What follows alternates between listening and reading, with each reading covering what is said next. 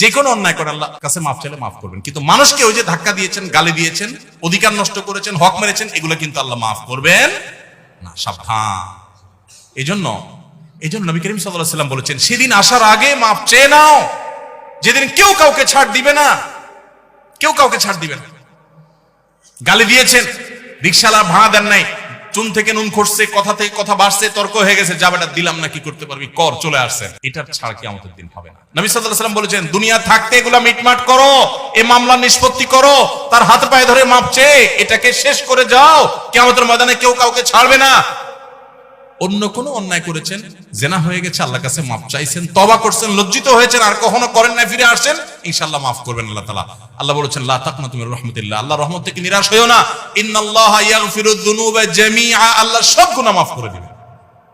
অতএব জেনা করলেও আল্লাহ তাআলা কি করবেন? মাফ, কিন্তু তওবা করতে হবে খাঁটি অন্তরে, আর করা যাবে না, অনুতপ্ত হতে হবে।